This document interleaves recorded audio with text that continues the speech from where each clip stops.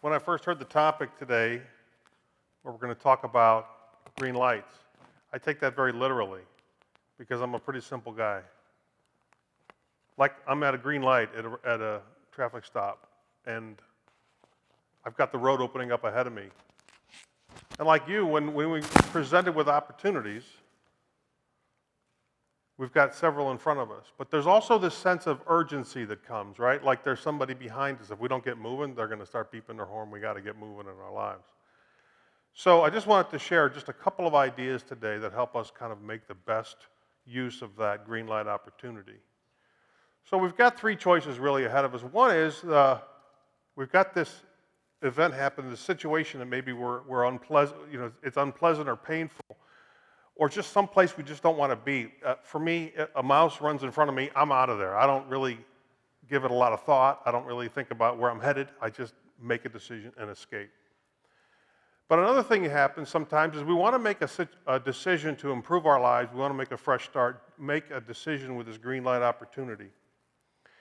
And what we find out later is we really didn't change much at all. We may have changed our geography, a job, a relationship, but we find out that we've really just recreated the same situation that we were in before. But really then the last opportunity here, what I want to mention is that we have the chance to really pursue something much better, right? And that's where it is better, it feels better, and it just looks better. It's a decision that really helps us thrive in our life. And that's what we all want to do. The question is, when we make these changes at these green light opportunities, how do we make sure that that's the choice we make? Because often we think we're making those decisions, but we end up making the other two. So what can we do? That's really all my talk today is about. Maybe just a couple of ideas on help us do that. What I'm sharing with you here is a picture of a house. This is the house I grew up in Cuyahoga Falls, Ohio, just up the road. When I was born, my mother fell into a coma, and it wasn't until 2 months later that we met each other. She woke up after the coma, and she had lost 2 years of her memory. So she had never really remembered having me or the pregnancy or anything like that. And so when I was introduced to her, she didn't buy it. Like, who is this kid? And it was a decision, it was a distance between us that we really never got over. I don't know really how to explain that other than to just share about it. But that was the least of her trouble, because while she was in the coma, she had developed this condition called encephalitis. I don't know if you're familiar with it. But it's an issue, it was a condition that attacked her brain and nervous system. And she never got better. But what happened was she developed seizures and convulsions, and this was 1961. At the time, the medical community really didn't know what they were dealing with, and they were loading her up on all kinds of different medications, and that led to mood swings and just real darkness for her. So I just shared a picture of the house, because this is the house that me and my brothers grew up in with this family, and they were great people, my parents, but there was darkness there that it was just very hard to live with. Over the years, my brothers and I, we realized that the roles had changed. It was through nobody's fault, but the roles had changed. We were to take care of Mom, it wasn't the other way around. We were to keep our nonsense away from her, keep the stress down, make her okay. Of course, that's impossible to do, right? Because she's never going to get better, but that was what we tried to do. All I knew was that by the time I hit high school, I couldn't wait to get out of that house, all right? And so I'm sitting in the living room on the floor, because back then we had to change the channel for our parents. There was no remote, so the kids acted as the remote. But I was sitting on the living room floor, and my dad said to me, so Bruce, where are you going to go to college? And I said, well, I'm going to go to Akron U, just like you did. And he goes, well, you don't have to go there. And I go, really? He goes, well, yeah, you can go anywhere you want. I suppose we ought to start thinking about this. I was a senior at the time. And I go, well, I could go to like Ohio State or something? He goes, well, yeah, you could do that if that's what you wanted. And so that's where I ended up, giving it about that much thought. So I don't know how, you can make out some of that. But that's me at 19, sitting at Mirror Lake, if you've ever been down to the Columbus campus, a very famous place down there on the Columbus campus. But that was an escape. It was like, give me the first ticket out of town. right? I'm just out of here. I really don't care where I am as long as I'm not in that home anymore.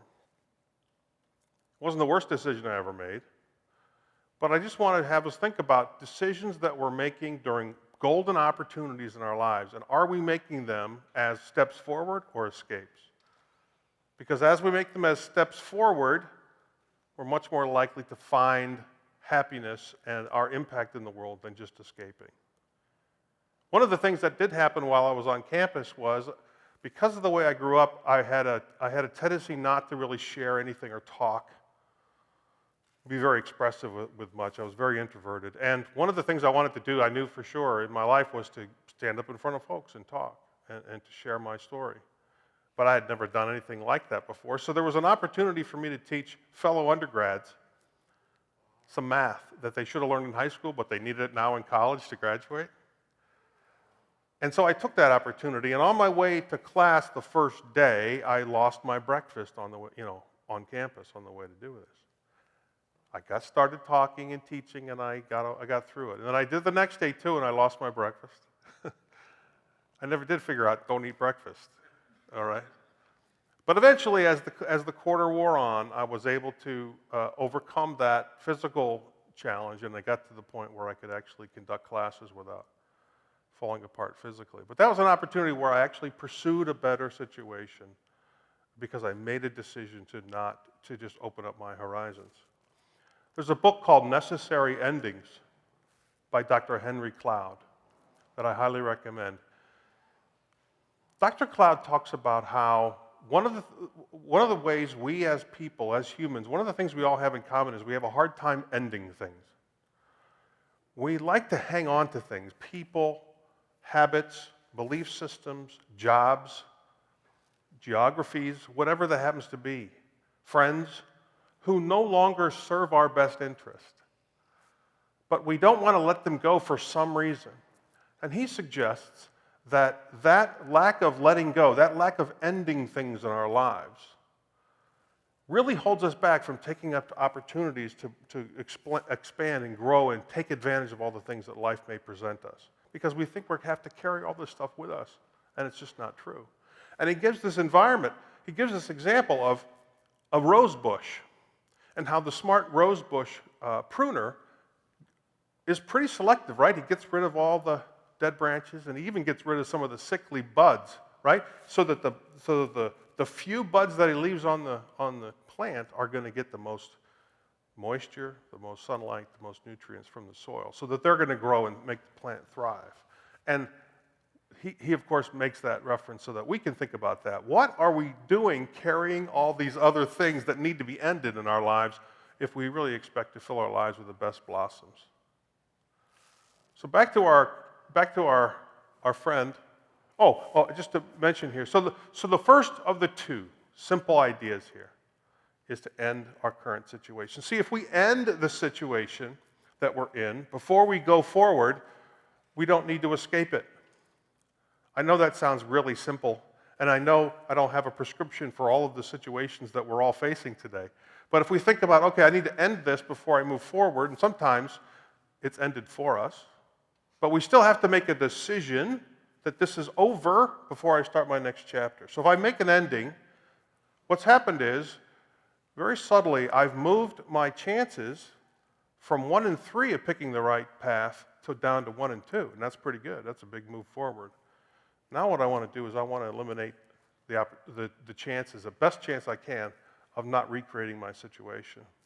And if you'll notice on the chart behind me, I show a little bit of relationship between those two boxes, between recreating and escaping, because what happens in our lives many times, and I think you may know people or you may be stuck in this yourself, once we recreate a situation, we have a tendency to do it over and over and over again. We escape it only to find out we've just recreated it again, etc. And so what we want to do, we really want to think about how to escape out of that pattern. So let's return to our young man. My wife at the time, it's my first wife, she was a lot prettier than that picture may indicate, but out of a sense of privacy, we blurred her face. But this was a couple years after graduation of college, my natural next step, because I was a follow the book type of guy was to get married. Now, I married a young lady who had a very significant drinking problem. I knew this going in college. She was my college sweetheart. We had, and it wasn't like I didn't drink at all, but I knew that this was a problem. Her parents were alcoholics, and her brothers and sisters were alcoholics, and she had an alcohol problem. But you know what? There was something good about this relationship. I felt needed. I knew how she could count on me. I was always a cool head in the storm. I felt like there was a real value there, and it just felt right. About a year into the marriage, I realized what I had done, and you guys have already figured it out, right? I had recreated my childhood. I was now taking care of a person, trying to make her feel better, and looking out for her best interest and putting my own aside. Okay? Does that make sense? So I recreated it because I didn't, while the childhood had ended, I hadn't really changed much at all. I didn't understand. So something else has to happen for us not to recreate. So the marriage ended. After 4 more years, we made it go, and then it finally ended. And so I thought to myself, I want to be a husband. I want to be a father. What's going to be different the next time? And so what I want to do is I wanted to reject, this is part 2, reject the parts of that relationship, the bad relationships that I had in the past, and not carry them forward into my next chapter of life. Not blame other people, not blame mom, not blame dad, not blame my first wife, but look inside and say, okay, what is it that I was doing that have no business in the future in front of me, that I'm not going to carry into the future? Without blame, without grudges, without judgment, just what doesn't belong into the future? How am I going to have this rose bush that really has the best chance of success? And so I decided, okay, I'm not going to rescue anyone. I'm not going to take responsibility for them. I don't know how to do that, so I'm going to have to go get help, which I did. I'm going to find somebody who knows how to stand on their own 2 feet and know what it's like to be in a relationship where I don't have to take care of someone and relate to them as equals. And I'm not going to stop until I find that. And those were hard decisions, to look at myself in the mirror and realize that all the alcohol, I could blame all I wanted, but the fact of the matter was, whose life was it? It's mine, and I have to make the best decisions to maximize my opportunities. Thankfully, 23 years later, so far so good. So that's the second thing I want to leave you with. Reject. First thing is, end the situation so we don't have to escape. Once we've ended the situation, we want to reject those things that we are contributing to that situation that don't belong in the future. And once we do that, then our odds are so much more improved, because then we say, okay, I'm free of the past, I can make decisions, and I can go pursue that better opportunity. My last slide. On my own, Recollections of an Unlikely CEO. I went back. My mom died in 2003. We had reconciled after many years of pain, and I had the great opportunity to, after she passed away, I just felt like her story and our story together as a family needed to be told. And what ended up happening was this book, On My Own. Because had you met me as a child, I would be the last, most unlikely person to be standing here or running companies. But being able to have that distance and understand my role in it without blame is what's allowed me to have some kind of healing from all of that. And it's just been a wonderful, wonderful blossoming. And the final note is here on the right-hand side.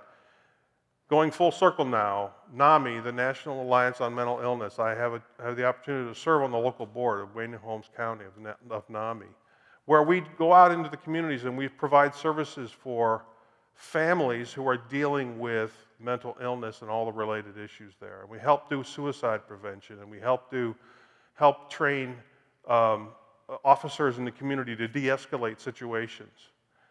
And we help families who are living in those homes all quietly that nobody else knows to come out of the darkness and to find light. And this is my tribute to Mom, right? Because at the time we didn't know anything about this. We didn't know how to make it better. And these are what green light moments are all about. So I wish you the best on your green light moments ahead. Thank you very much.